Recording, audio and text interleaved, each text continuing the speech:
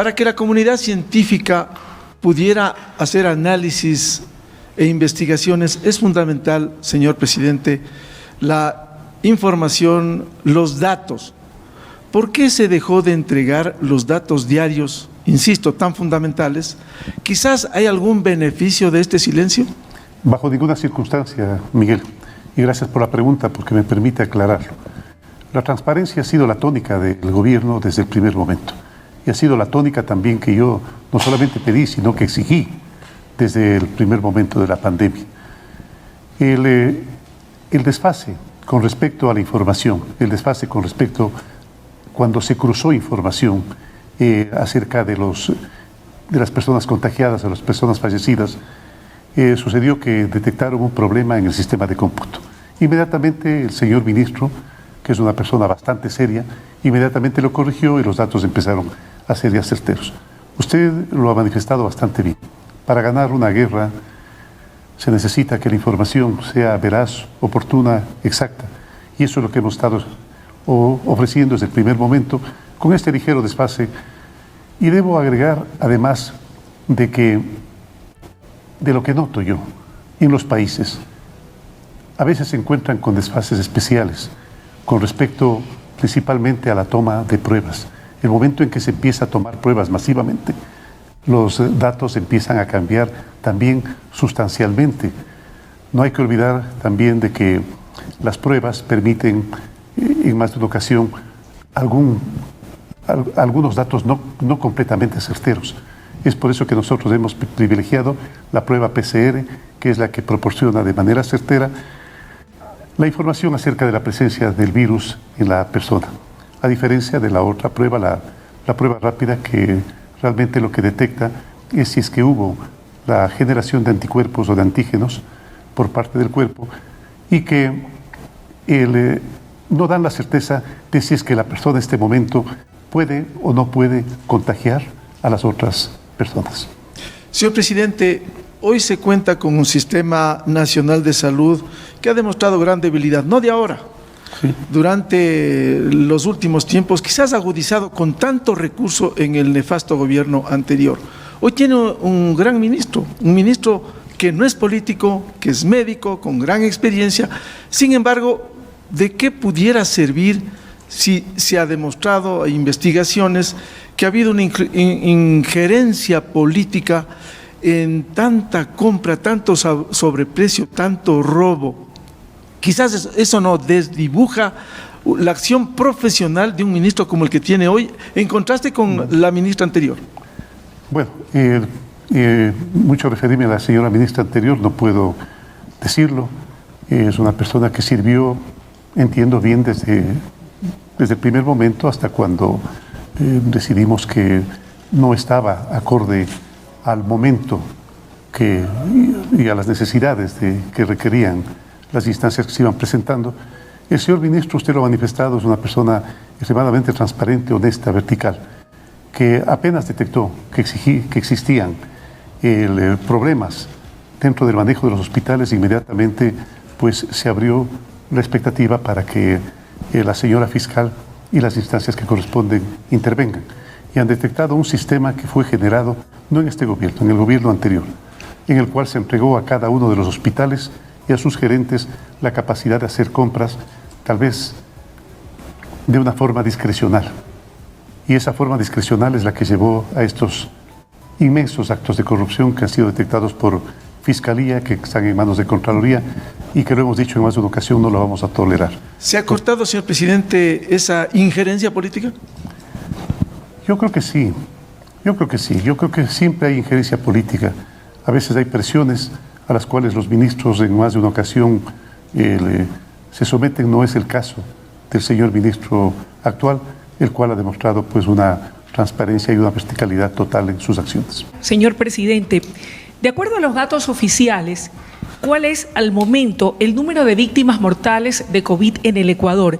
¿Y por qué estas cifras, que son dadas oficialmente, llegan a ratos a diferir con el incremento del total de fallecimientos según los certificados de defunción, creando confusión en la población?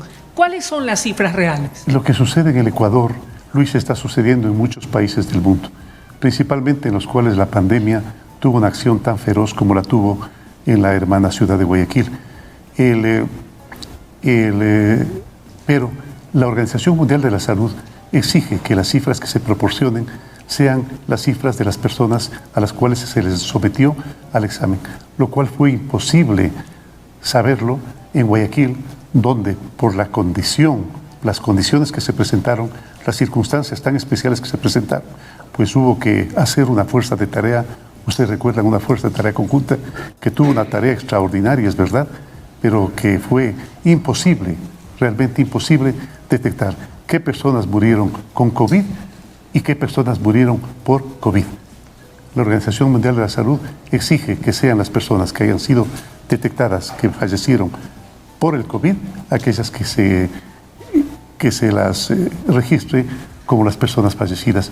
Es por eso que usted encuentra a lo mejor una gran diferencia que no solamente la va a encontrar en el Ecuador, la va a encontrar en muchos países del mundo. A propósito de ello, presidente, de acuerdo a estas cifras que son reales, el total de actas de defunción inscritas en el registro civil ecuatoriano entre marzo y abril en todo el territorio nacional llegan a 16.781 casos y de ellos, de ese total, casi 11.000 solo en la provincia del Guayas, donde la situación es mucho más crítica. Y aquí viene la repregunta, a propósito de la primera que le hice. Esto sin el ánimo de polemizar y mucho menos de buscar culpables, sino más bien de hablarle con sinceridad y transparencia al país como a usted le caracteriza.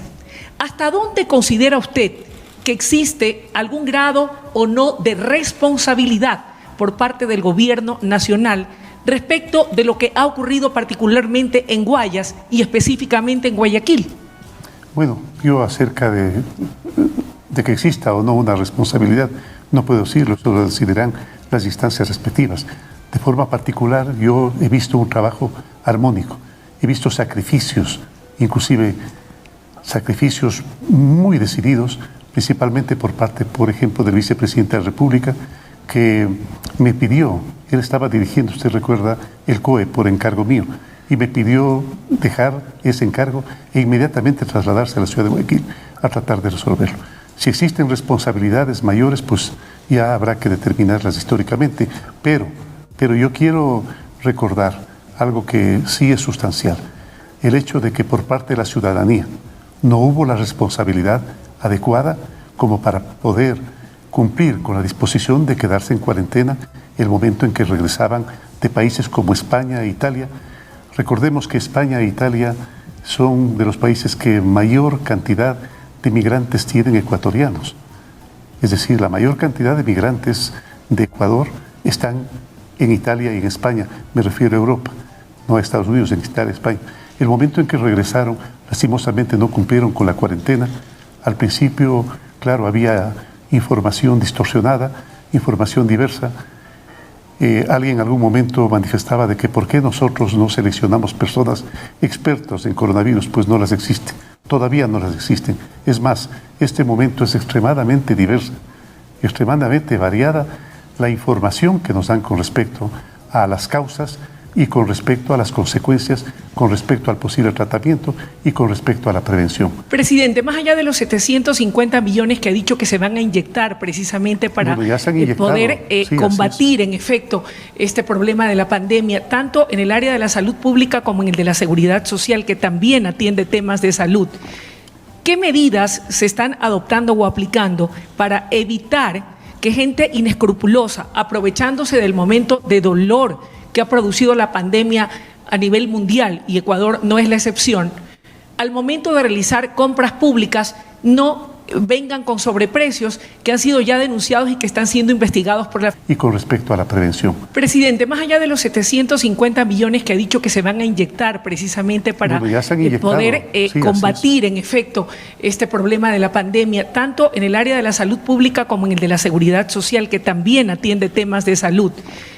¿qué medidas se están adoptando o aplicando para evitar que gente inescrupulosa, aprovechándose del momento de dolor que ha producido la pandemia a nivel mundial, y Ecuador no es la excepción, al momento de realizar compras públicas no vengan con sobreprecios que han sido ya denunciados y que están siendo investigados por la Fiscalía? Como usted lo dice, están siendo investigados. Si es miserable una actitud de robarle al Estado, es más miserable aún robarle al sistema de salud, robarle al futuro de la salud de los ecuatorianos, al presente y al futuro de la salud de los ecuatorianos. Es por eso que nosotros, para transparentar totalmente el sistema, hemos decidido volver a la compra única, a la unidad de la compra. Es decir, devolver a la Secretaría de Compras Públicas esta potestad para que pueda hacer el seguimiento, Y hemos solicitado que las federaciones de médicos, las federaciones de abogados y a la Comisión Nacional Anticorrupción que hagan el seguimiento permanente de que los procesos estén acorde a la transparencia y a la honestidad. Y creo que vamos a obtener excelentes resultados al respecto. Fue un decreto que ya lo firmé, ¿no? Que ya lo firmé y está ejecutándose. Y las personas que han cometido estos actos miserables contra la salud de los ecuatorianos están siendo en este momento investigados y serán procesados y sancionados en su debido momento también, con la independencia que ahora tiene la Fiscalía, la Contraloría y la Justicia Nacional. Muchísimas gracias, presidente. Gracias, Luisa. Damos la palabra a Clever Chica. Gisela, buenas noches. Compañeros, buenas noches.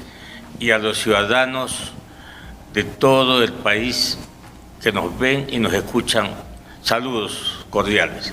Señor presidente, a mi modo de ver las cosas, modestamente, por cierto, el Ecuador no estuvo preparado para recibir el virus del coronavirus. No estuvo preparado desde todo punto de vista, incluyendo el científico. No estuvo preparado con la infraestructura, no estuvo preparado con lo económico y, por último, los médicos no sabían que si existía o no el coronavirus. Primer factor.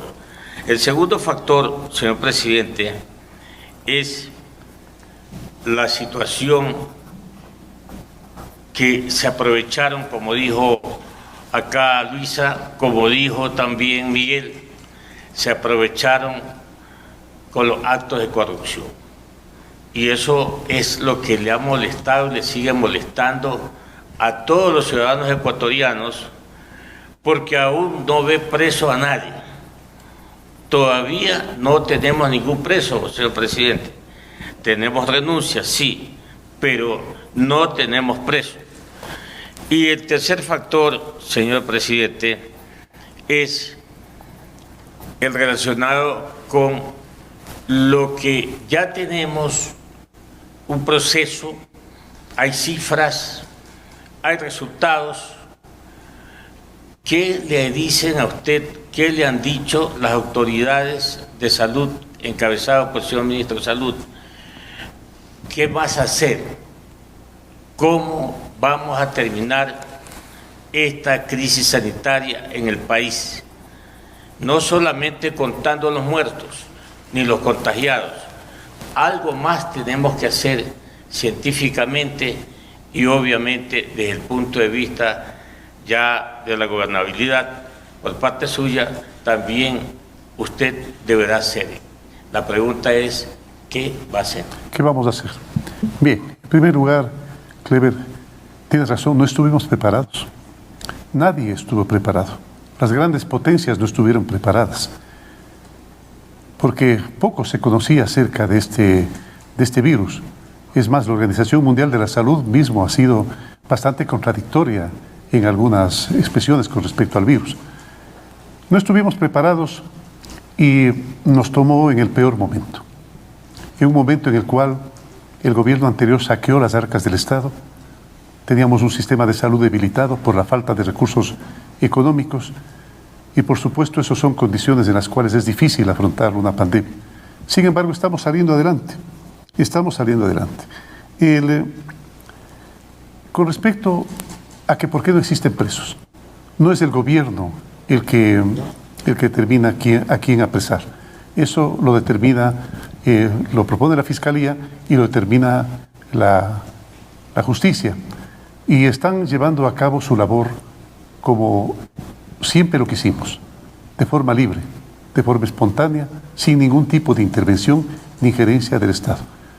Nosotros hemos recibido las renuncias de los compañeros que estuvieron trabajando con nosotros, les hemos pedido la renuncia, no porque tengamos la certeza de que son culpables, pero sí tenemos la certeza de que cometieron equivocaciones por lo menos y que tienen que responder ante la justicia. Y la señora fiscal, el señor contralor, los jueces están cumpliendo a cabalidad con la tarea, así es que a ellos les corresponde esto. Pero lo más importante, lo que usted manifiesta, ¿qué hacer? ¿Qué hacer en adelante? En adelante, pues, seguir responsablemente inyectando todos los recursos que sean necesarios en bien de la salud de los ecuatorianos. Nosotros estamos administrando, creo de manera correcta, la crisis del virus. Le estamos administrando porque hay diferentes formas de enfrentarlo. Ojalá tuviésemos una vacuna. Parece que a corto plazo no va a haber. Y aunque hubiera una vacuna a corto plazo, la administración de aquella durará meses en llegar a todo el mundo. Eso por una parte. Por otra parte, la expectativa de una curación no existe. Se habla de distintas formas de curar el coronavirus, pero hasta ahora la certeza de una curación no existe. Mientras tanto, nosotros deberemos ser cautos en primer lugar, deberemos mantener el aislamiento necesario, las cuarentenas necesarias, los cercos epidemiológicos necesarios a las personas que han contraído el virus y tendremos especial cuidado en las personas altamente vulnerables.